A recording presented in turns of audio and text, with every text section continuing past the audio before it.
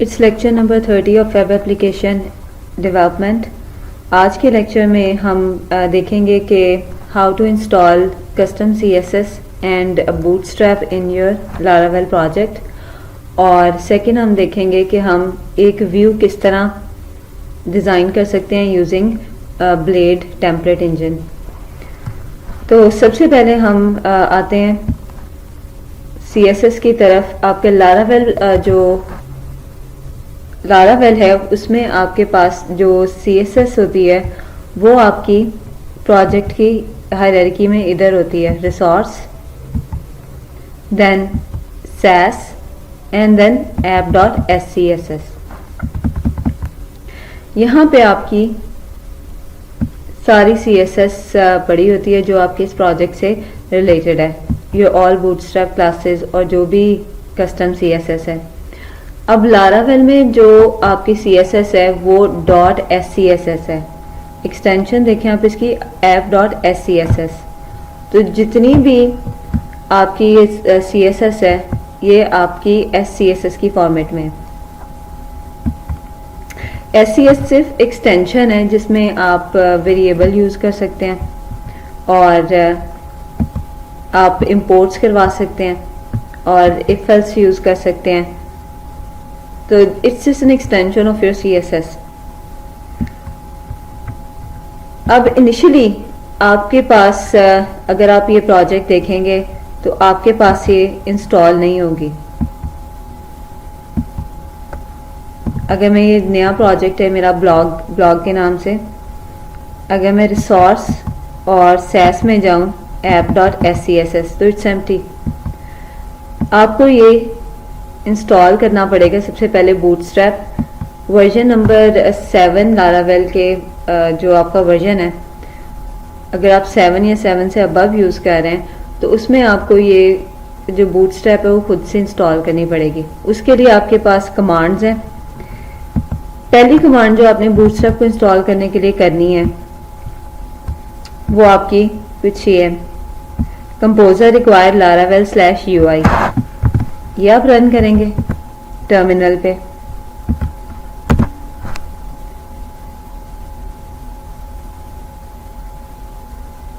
It will take some time.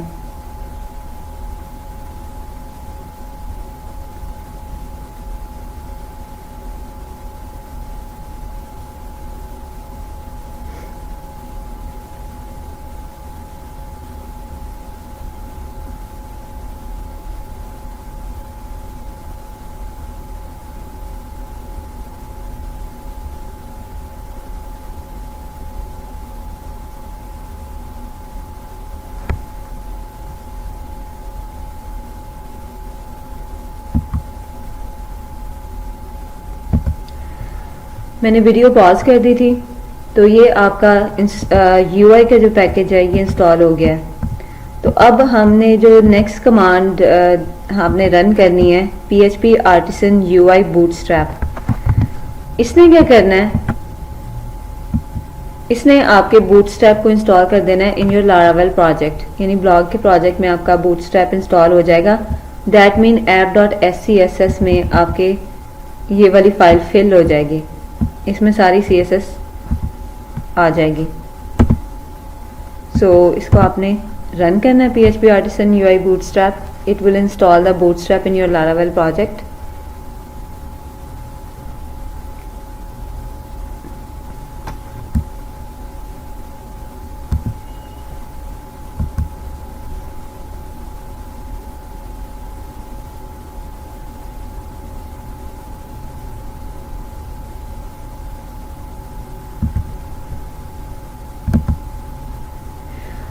जैसे ही आपका install हो गई है, ये बूटस्ट्रैप आपकी सक्सेसफुली इंस्टॉल हो गई है, तो आप देखेंगे कि अब ऐप जो SAS फोल्डर था आपका रिसोर्स SAS, उसमें आपकी एक वेरिएबल की फाइल भी क्रिएट हो गई है और एक app.scss में भी आपका कुछ इंपोर्ट्स आ गए हैं। देन हमें क्या करना है, ये आपकी तमाम SCSS की इंपोर्ट्स आ गए हैं। इसमें आपका ये देखिए इंपोर्ट है आपकी बूटस्ट्रैप की और वेरिएबल की फाइल है। वेरिएबल की फाइल में भी आपके कुछ फॉन्ट्स और CSS डिफाइन है।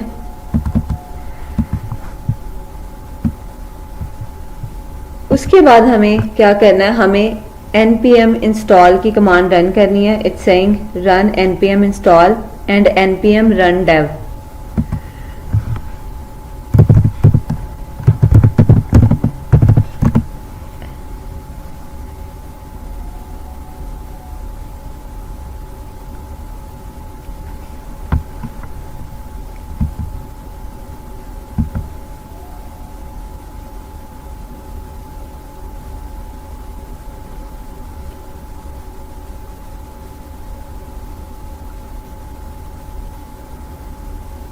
ये आपके कुछ पैकेजेस इंस्टॉल होना स्टार्ट हो जाएंगे.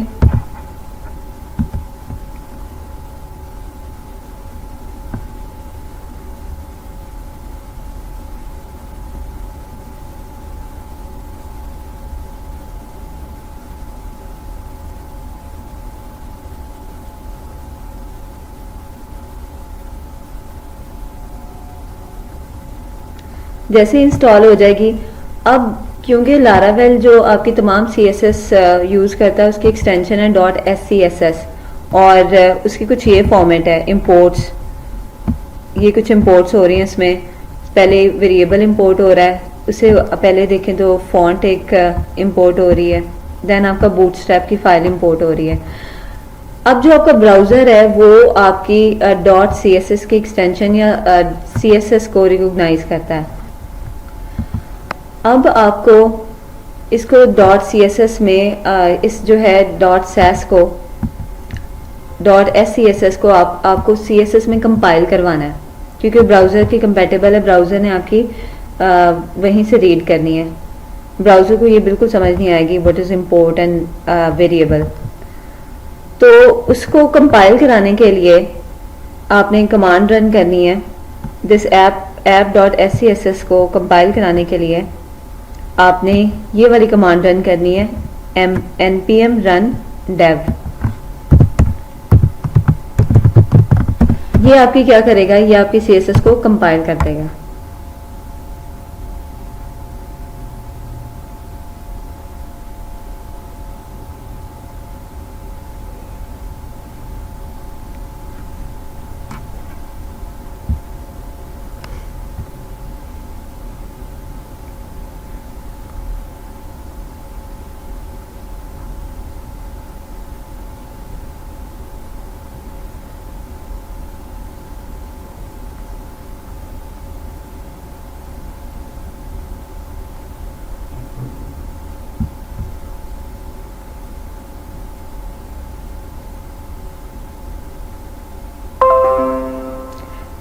ये कंपाइल्ड CSS आपकी यहाँ पे आ जाएगी पब्लिक के फोल्डर में CSS app.css. ये आपका तमाम जितनी भी आपकी CSS है ये कंपाइल होके .css के फॉर्मेट में यहाँ पे आ जाएगी. अच्छा, अब एक इम्पॉर्टेंट पॉइंट ये है कि जितनी भी चेंजेस अगर आपने करनी है वो आपको किस पे करनी है, app.scss में. app.scss में ही अगर आप चेंजेस करेंगे, यानी अगर आपने कोई नई CSS यहाँ पे इंक्लूड करनी है तो आप चेंजेस app.scss में करेंगे और उसके बाद आपको ये हमेशा अपनी CSS को कंपाइल करना पड़ेगा npm run dev की कमांड के थ्रू.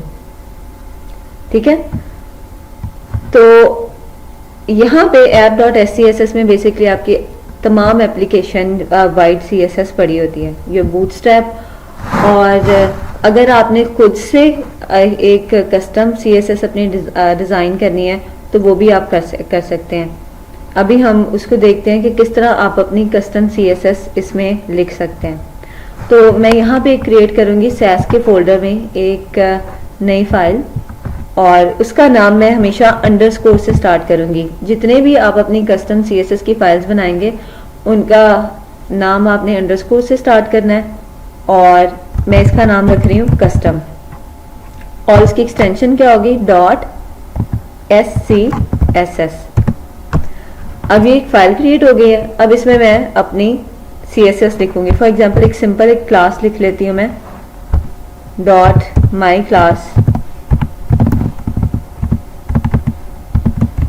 और उसमें कलर डिफाइन करवा देते हैं रेड.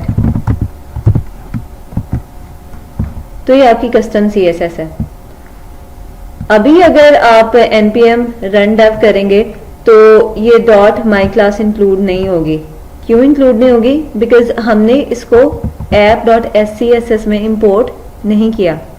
आपको जितनी भी कस्टम आपकी CSS होगी, जितनी भी आपने CSS की फाइल क्रिएट करनी होगी, वो आपको इसमें इंपोर्ट करनी पड़ेंगी।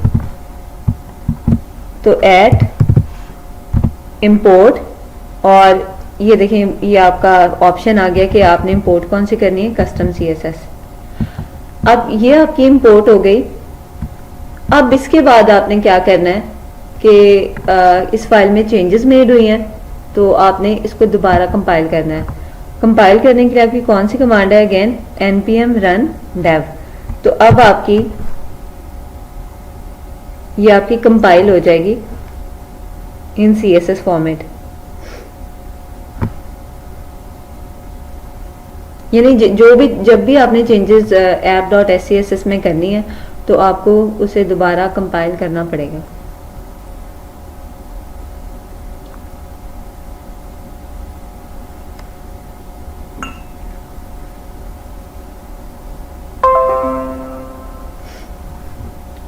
So it's done।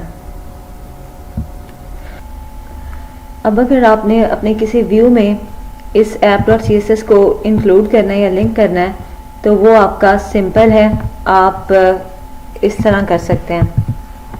Link href css /app.css rail style sheet. तो अब यहाँ पे आपकी कस्टम, इस पेज पे आपकी कस्टम CSS भी आ गई और बूटस्ट्रैप की सारी क्लासेस भी इंक्लूड हो जाएंगी।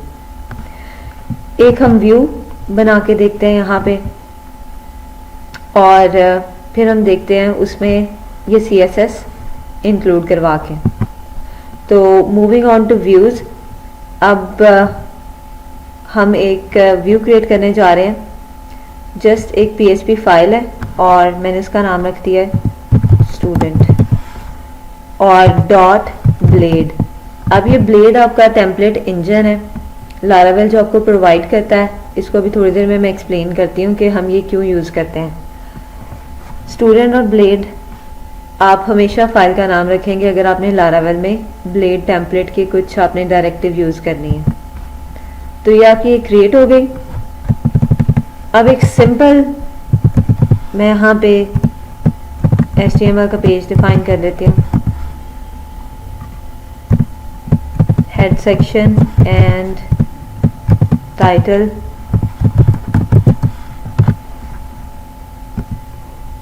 एंड यहाँ पे मैंने अपनी CSS इंक्लूड करवा दी, css/app.css, और ये बॉडी।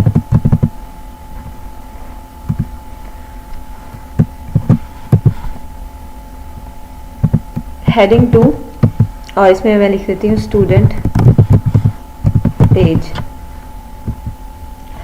अब यहाँ पे क्योंकि मैंने CSS app.css मैंने यहाँ पे की है, तो हमने जो कस्टम CSS में एक क्लास डिफाइन की थी माई क्लास, जिसमें हमने एक प्रॉपर्टी डिफाइन की थी, कलर रेड कर दिया था, वो मैं यहाँ पे अप्लाई करा के देखती हूँ माई क्लास। ठीक है, तो अब अगर ये मैं ब्राउज़र पे रन करूँ तो जो स्टूडेंट पेज है उसका कलर क्या होना चाहिए? स्टूडेंट पेज टेक्स्ट का कलर आपका रेड होना चाहिए। तो दैट मीन हमारी सक्सेसफुली, अगर रेड हो गया तो दैट मीन हमारी जो CSS है वो सक्सेसफुली इंक्लूड हो गई है। ठीक है, तो क्विकली मैं राउट डिफाइन कर लूँगी बिकॉज अब इसका राउट डिफाइन नहीं है। स्लैश यहाँ पे हम लिख लेते हैं स्टूडेंट blog.dev.me लिखूंगी तो अब स्टूडेंट का पेज ओपन होना चाहिए। तो ये स्टूडेंट पेज, यानी आपकी ये CSS इंक्लूड हो गई, आपकी कस्टम CSS भी और बूटस्ट्रैप की तमाम क्लासेस भी आप इंक्लूड कर सकते हैं। Moving on to blade template, आपके व्यूज़ के जो ब्लेड टेम्पलेट इंजन लारावेल ने जो प्रोवाइड किया हुआ है। द ब्लेड टेम्पलेट जो आपका है बेसिकली वो आपका लारावेल का एक बहुत पावरफुल टेम्पलेट इंजन है जो कि आपको लेआउट डिज़ाइनिंग के लिए हेल्प करता है। आप इसमें आप अपना पीएचपी का कोड भी कर सकते हैं, एचटीएमएल का कोड भी वैसे लिख सकते हैं। जस्ट डिफरेंस क्या है कि ब्लेड ने आपको लेआउट डिज़ाइनिंग के लिए कुछ अपने फीचर्स और कुछ अपनी डायरेक्टिव प्रोवाइड की हुई हैं जो कि आप यूज़ करके अपने लेआउट को डिज़ाइन कर सकते हैं ईजिली। और जब आप ब्लेड टेम्पलेट को आप यूज़ करना चाहते हैं, अगर आप व्यू में ब्लेड टेम्पलेट के कोडिंग या कोई भी फीचर को यूज़ करना चाहते हैं तो उसकी एक्सटेंशन नाम के साथ आपने उसकी एक्सटेंशन रखनी है name.blade.php, यानी आपकी फ़ाइल का नेम क्या होना चाहिए, फॉर एग्जांपल home.blade.php। यानी तमाम व्यूज़ जितने भी क्रिएट करेंगे उसके साथ .blade होना लाजमी है। दो बेसिक बेनिफिट्स आपके ब्लेड के क्या हैं कि ये आपके इनहेरिटेंस और सेक्शनिंग के काम आता है लेआउट की। अब इनहेरिटेंस का मतलब आपको इसमें क्या है, इनहेरिटेंस का यहाँ पे मतलब ये है कि आपके जो एक हम मेन पेज क्रिएट करेंगे, एक मेन लेआउट क्रिएट करेंगे जिसमें आपके जर्नल कंटेंट्स होंगे। फॉर एग्जांपल आपका हेडर होगा, नेविगेशन बार होगी, फुटर होगा, और वो सारे पेजेस, वो वाला लेआउट सारे पेजेस जितने भी पेजेस हैं, child pages for example, about, content page, वो आपके सेम लेआउट यूज़ करेंगे। यानी हम एक जर्नल टेम्पलेट बना लेंगे, मास्टर टेम्पलेट, और जो बाकी तमाम वेब एप्लीकेशन के पेजेस हैं वो वाला जर्नल लेआउट क्या करेंगे, इनहेरिट करेंगे या खुद में इंक्लूड करवा लेंगे। तो बेसिकली ये मतलब है यहाँ पे इनहेरिटेंस का। और इनहेरिटेंस के लिए जो ब्लेड टेम्पलेट डायरेक्टिव प्रोवाइड करता है वो आपकी है @extend। अगर आप अपने व्यू में @extend कर लें और उसके बाद लेआउट का नाम डिफाइन कर दें तो उस लेआउट के तमाम जितने भी कंटेंट होते हैं वो उस पेज पे व्यू होना शुरू हो जाते हैं। ठीक है, तो एक अभी हम एक पेज डिज़ाइन करके देखते हैं। हमारा अब यहाँ पे सिनेरियो ये है कि हमने लेआउट डिज़ाइन करना है। एक लेआउट हमें मास्टर लेआउट डिज़ाइन करना है जिसमें हमारे जनरल चीज़ें होंगी जो कि बाकी तमाम पेजेस में रिपीट हो रही होंगी। फॉर एग्जांपल आपकी नेविगेशन बार और फुटर है वो आपके तमाम पेजेस पे एज इट इज़ आना होता है। तो उसके लिए हम एक मास्टर लेआउट क्रिएट कर लेंगे और जो आपका कंटेंट एरिया है उसके लिए हम एक डिफरेंट सेक्शन डिफाइन कर लेंगे। तो लेट्स सी, सबसे पहले मैं यहाँ पे एक डायरेक्टरी बना रही हूँ। डायरेक्टरी का नाम मैं रखती हूँ लेआउट, और उसके अंदर मैंने एक सिंपल PHP की फाइल डिफाइन करनी है जिसका नाम मैंने क्या रखना है, main_layout.blade।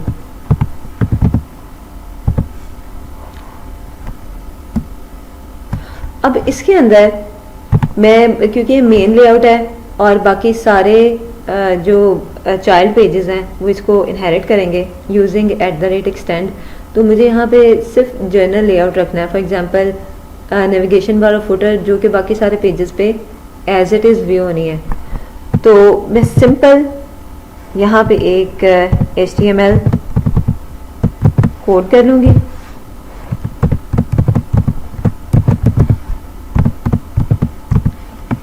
टाइटल स्टूडेंट MIS रख लेते हैं इसका नाम, और उसके बाद मुझे क्या करना है, नेविगेशन बार का कोड ले आते हैं हम। एक सिंपल बूटस्ट्रैप की जो नेविगेशन बार है ये मेरे पास यहाँ पे लिखा हुआ है, मैं यहाँ से ले लूँगी।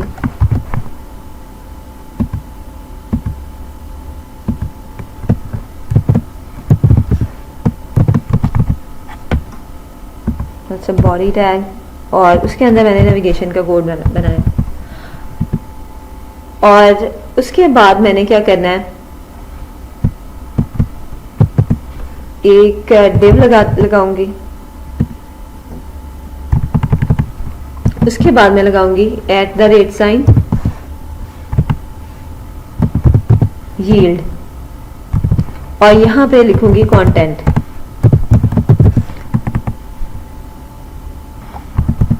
अब ये आपका @yield क्या है,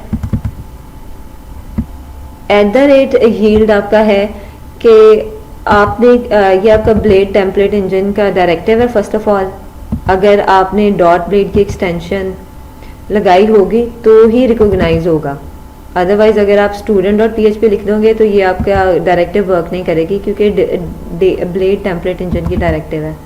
अभी करता क्या है, अब देखें ये वाला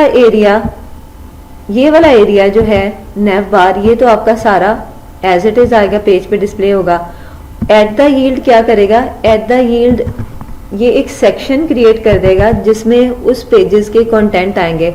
अब हर पेज के जो कंटेंट होंगे वो डायनामिक कंटेंट होंगे। अबाउट के पेज में डिफरेंट कंटेंट होगा, ठीक है, और कंटेंट के पेज में डिफरेंट आपका कंटेंट होगा।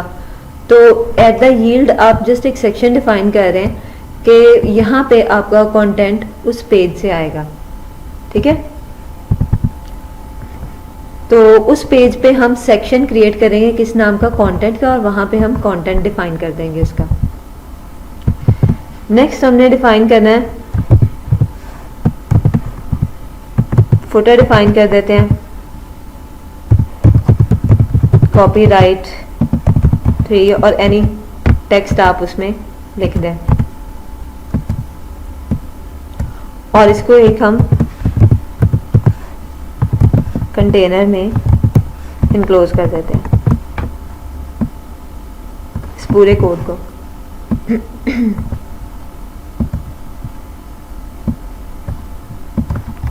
ठीक है, ये हमारा एक जनरल लेआउट हो गया। @yield में आपके कंटेंट आएंगे बाकी पेजेस से, और जो भी पेज आपके main_layout.blade को इनहेरिट करेगा उसमें ये सारे आपके nav बार और फुटर शो हो जाएगा। अब मैं यहाँ पे एक पेज क्रिएट करती हूँ, न्यू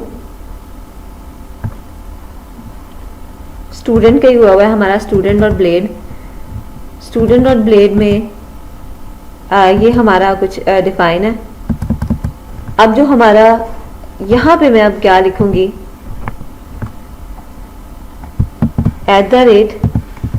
@extend और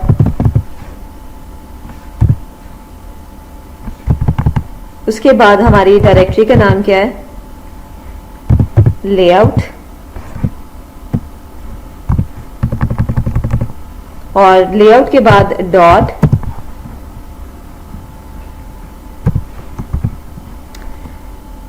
एंड देन वी हैव हमारा पेज का नाम क्या है, main_layout। यानी सबसे पहले आपने लेआउट डॉट मेन लेआउट उसकी डायरेक्टरी का नेम लिखना है, डॉट के बाद main_layout उसकी फाइल का नाम लिखना है। अब @extend क्या करेगा, जितने भी आपके ये कंटेंट होंगे ना, इसके जितने भी कंटेंट होंगे आपके main.layout में वो इसमें इंक्लूड करा देगा स्टूडेंट में, यानी अब आपकी nav बार और फुटर इस पेज में इंक्लूड हो जाएगा। अब हमें जो कंटेंट एरिया डिफाइन करना है, कंटेंट एरिया हमने कहाँ पे डिफाइन किया था, ये यील्ड में। अब ये यील्ड बेसिकली एक सेक्शन है जो कि डेटा कहाँ से लेके आता है, कंटेंट कहाँ से लेके आता है, इस पेज से, चाइल्ड पेज से। तो अब यहाँ पे हम एक सेक्शन क्रिएट करेंगे, सेक्शन सेम नेम के साथ जो हमने यील्ड में डिफाइन किया हुआ है, कंटेंट, और उसके बाद हमने क्या कर देना है, एंड सेक्शन। अब इसके दरमियान में हम अपना लेआउट डिफाइन करेंगे, ठीक है, सेक्शन और एंड सेक्शन के दरमियान में लेआउट डिफाइन करेंगे। मैंने हेडिंग 2 लिख दी, क्लास माई क्लास। यहाँ पे भी आप अपना कंटेनर डिफाइन कर सकते हैं इफ यू वांट टू।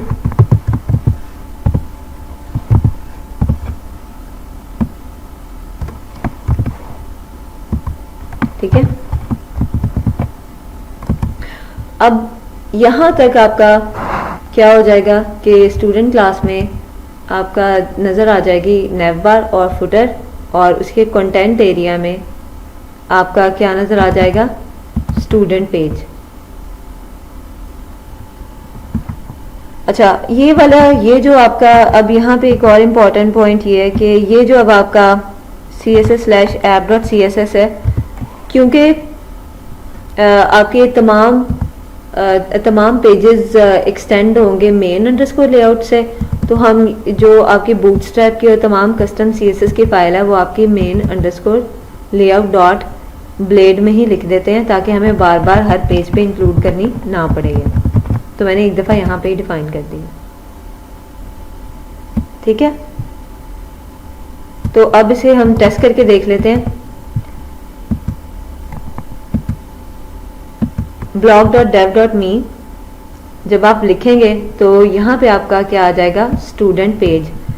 मैंने यहाँ पे राउट जो डिफाइन किया था वो /student लिख दिया था, कि जैसे ही वो आपका जो होम पेज है वो कौन सा हो, स्टूडेंट। तो blog.dev.me लिखा मैंने, तो ये देखें आप, ये स्टूडेंट पेज में आपका टाइटल भी नेव बार भी इंक्लूड है, होम, अबाउट, कंटेंट, और ये वाला आपका स्टूडेंट पेज का कंटेंट भी आ रहा है, और ये कॉपीराइट भी है। नेक्स्ट क्विकली हम अबाउट और कंटेंट का पेज भी क्रिएट कर लेते हैं, और उसको भी हम मेन लेआउट के साथ एक्सटेंड करा देते हैं। सो यहाँ पे मैंने एक दोबारा PHP फाइल की, उसका नाम लिखा मैंने about dot blade,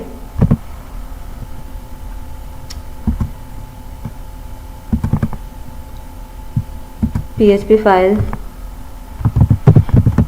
content dot blade, ठीक है।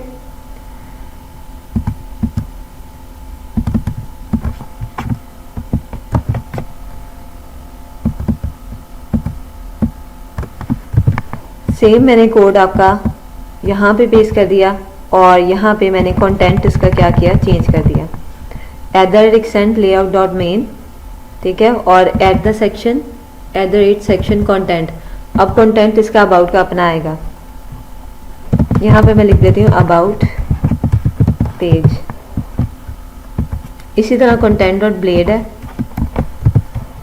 और इसका मैंने कंटेंट चेंज कर दिया, कंटेंट पेज, ठीक है। दोबारा एक्सप्लेन कर देती हूँ, @section और एंड सेक्शन के दरमियान में आपने अब आपका पेज का लेआउट डिजाइन करना है। तो अब यहाँ पे हमने तीन पेजेस क्रिएट कर लिए, स्टूडेंट, अबाउट, कंटेंट।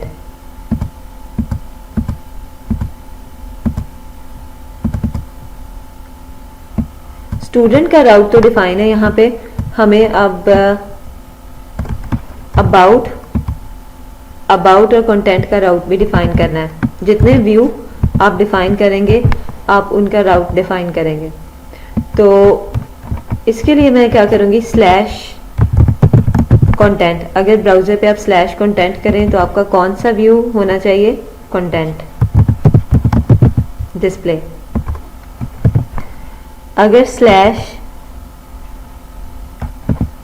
/अबाउट का URI एंटर करते हैं या URL एंटर करते हैं, तो आपका कौन सा पेज ओपन होना चाहिए, व्यू लोड होना चाहिए, अबाउट का। ये मैंने उसका नेम लिखा है व्यू का, ठीक है।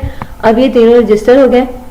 अब आपको यहाँ पे अगर मैं लिखूंगी blog.dev.me/about, तो आपका यहाँ पे अबाउट का पेज आ जाएगा। अब आप ये देखिएगा कि वो @extend की वजह से आपकी ये नेविगेशन बार भी आ रही है, और जो आपका सेक्शन था कंटेंट का, जो वहाँ पे मेन लेआउट में यील्ड हो रहा था, वो यहाँ पे उसका कंटेंट डिफरेंट आ रहा है, अबाउट पेज, ठीक है। और उसके बाद आप अगर कंटेंट को लिखेंगे /content, तो आपका कंटेंट का पेज ओपन हो जाएगा। ठीक है। सो ये आप इस तरह एक्सटेंड करा सकते हैं और इस तरह अपने सेक्शन क्रिएट करा सकते हैं लेआउट के। तो वाइंडिंग अप क्विकली मैं आपको दोबारा एक्सप्लेन कर देती हूँ कि मेन लेआउट ये आपका क्या है, ये एक जनरल लेआउट है। बाकी सारे चाइल्ड पेजेस ने इसी टेम्पलेट को फॉलो करना है। और @yield content ये आपका एक सेक्शन को डिफाइन करता है जिसके कंटेंट किधर से आने होते हैं, आपके चाइल्ड पेजेस से। अब ये देखिए सेक्शन कंटेंट, इसके कंटेंट हर पेज का अपना कंटेंट आएगा और वो वहाँ पे आपका उस सेक्शन में सेट हो जाएगा, ठीक है।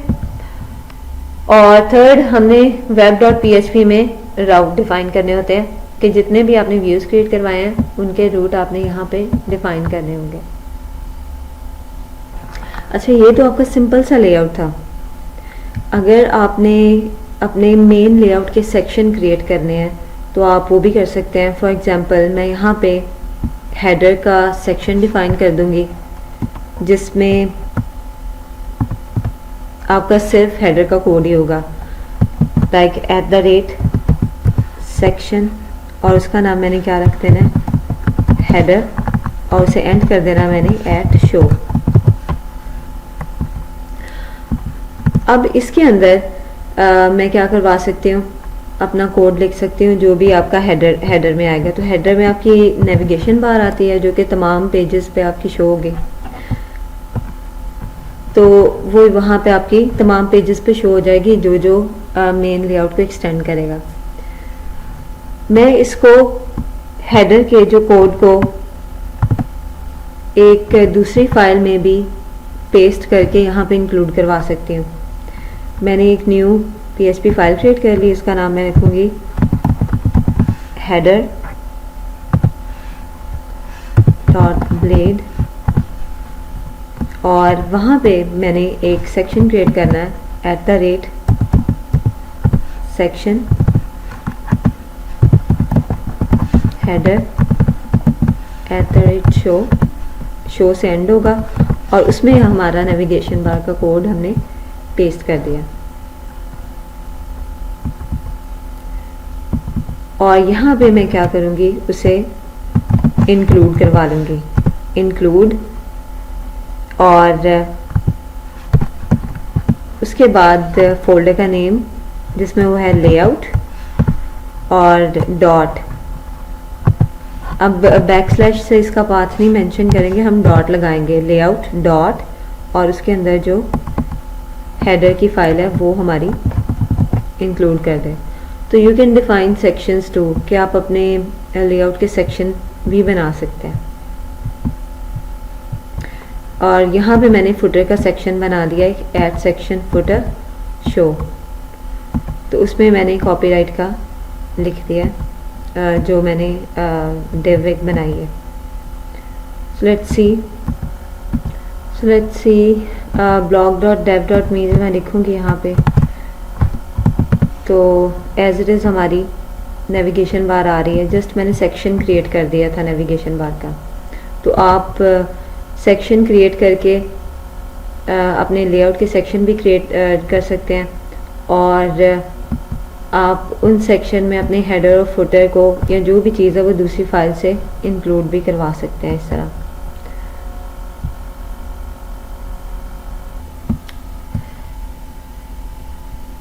यहाँ पे अब हम देखिएगा होम, अबाउट और कॉन्टैक्ट। ये मैं दूसरे टॉपिक की तरफ आ रही हूँ कि अगर मैं होम पे क्लिक करूँ तो मेरा यहाँ पे स्टूडेंट वाले पेज पे रहे, तो अगर मैं अबाउट पे करूँ क्लिक तो अबाउट वाले पेज पे हमारा मूव होना चाहिए जिस तरह आपका नॉर्मल बिहेवियर होता है, और अगर मैं कॉन्टैक्ट पे क्लिक करूँ तो मेरा कॉन्टैक्ट वाले पेज की तरफ मूव होना चाहिए। तो इसके लिए क्योंकि अब हमने यहाँ पे लारावेल में सिर्फ हम राउट्स और URL पे वर्क करते हैं, ये हम URL डिफाइन कर देते हैं, तो अगर हमें एक पेज से दूसरे पेज की तरफ मूव होना है तो हमें URL के थ्रू ही मूव होना पड़ेगा। अगर मैं ये डिफाइन करना चाह रही हूँ hreffer, ठीक है, और मैं चाह रही हूँ कि अगर मैं अबाउट का जो hreffer है वो क्लिक करूँ तो मेरा किसकी तरफ मूव हो, अबाउट के पेज की तरफ। तो उसके लिए अब हमें लारावेल में इस तरह कोड करना पड़ेगा। उसके लिए मेथड आपने यूज करना है, 2 कर्ली ब्रैकेट्स के अंदर डाल के यूआरएल और उसके बाद आपने इसमें डिफाइन करना है यूआरएल जो कि आपने web.php में अबाउट के पेज का डिफाइन किया हुआ है, /about। तो ये वाला यूआरआई मैं यहाँ पे डिफाइन करूँगी, /about। तो जैसे ही मैं इस ए को क्लिक करूँगी तो ये इस पाथ पे मूव हो जाएगा। इसी तरह अगर आपने कॉन्टैक्ट के पेज में मूव होना है तो double brackets, flower brackets, URL और उसके अंदर /contact, उसका पाथ जो हमने यूआरएल दिया हुआ है। ठीक है, तो ये वाला स्लैश क्यों लिखा हमने होम पेज, क्योंकि स्लैश पे आपका कौन सा पेज आपका लोड हो जाना है, रूट पेज या होम पेज जिसे बोलते हैं स्लैश को। तो स्लैश आपका हमने कौन सा पेज डिफाइन किया हुआ है, रूट पेज, स्टूडेंट पेज। यानी जैसे ही आपका मैं ये वाला blog.dev.me एंटर करूं तो आपका जो होम पेज कौन सा होना चाहिए, स्टूडेंट का page. So that is student page. About पे क्लिक करूंगी तो आपका अबाउट का पेज आ जाएगा। तो कॉन्टैक्ट पे क्लिक करूंगी तो आई थिंक स्पेलिंग गलत लिख दी है मैंने। Let's see, /content, okay that's content. Basically contact है, स्पेलिंग मैंने गलत लिखी है तो मैं भी यहाँ पे कंटेंट ही रहने दूंगी।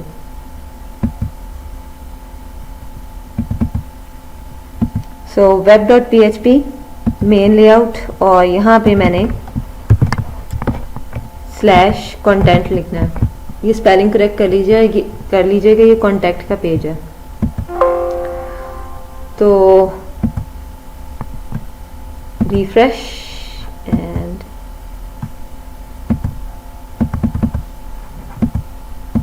ठीक है। सो अबाउट पे अबाउट एंड कॉन्टैक्ट पे आपका कॉन्टैक्ट का पेज। नेक्स्ट एक हम कंट्रोलर क्रिएट करते हैं और कंट्रोलर क्रिएट करने के बाद हम कंट्रोलर के मेथड को कॉल करेंगे रूट के थ्रू। यानी हम चाह रहे हैं कि हम रूट को थोड़ी सी वेरिएशन के साथ देखें, ठीक कर रहे हैं हम रूट को।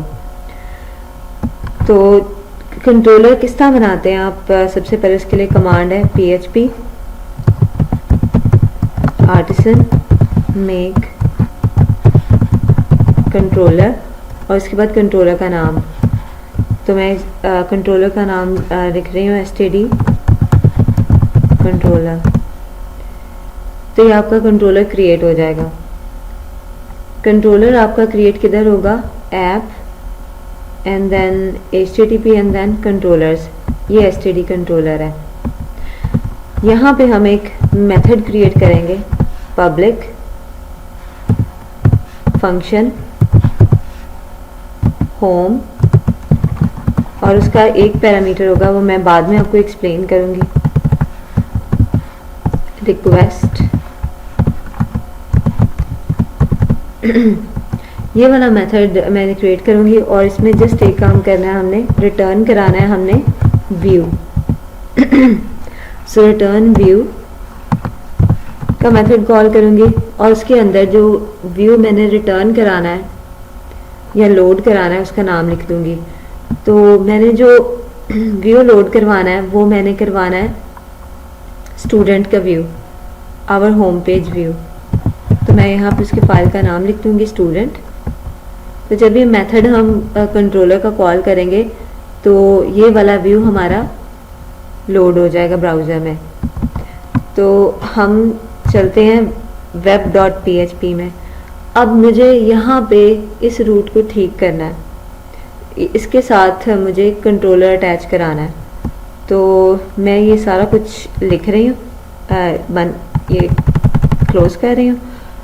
हमारा पाथ क्या होगा, राउट : गेट रिक्वेस्ट है हमारी और यूआरआई हमारा स्लैश है, मतलब ये होम है और कॉमा के बाद मैंने ये ब्रैकेट्स देनी है, ये आपकी एरे की ब्रैकेट्स हैं। देन मैं लिखूंगी एज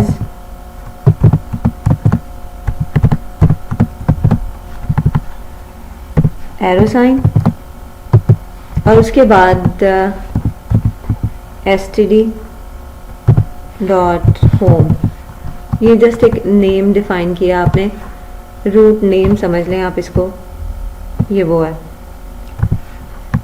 std होम। और उसके बाद आपने कॉमा के बाद लिखना है यूजेस।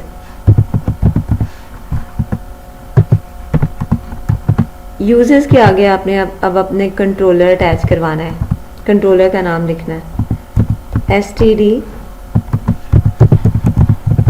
कंट्रोलर, और उसका कौन सा मेथड कॉल होगा वो @ साइन के बाद लिखना है, @ साइन होम का मेथड।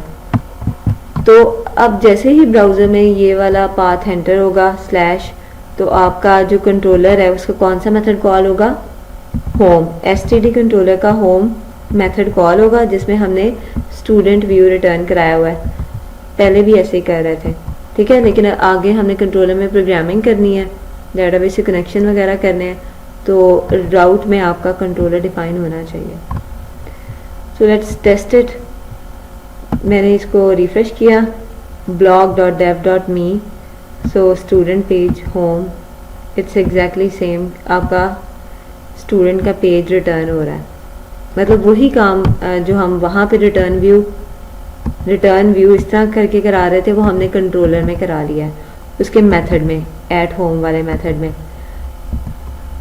तो ये आपका करेक्ट पाथ है। आपने अब जितने भी नेक्स्ट हम प्रोग्रामिंग करेंगे हम इसी तरह रूट डिफाइन करेंगे, रूट के साथ हमने कंट्रोलर अटैच कराना है और उसके कंट्रोलर के एक मेथड को कॉल करेंगे, ठीक है।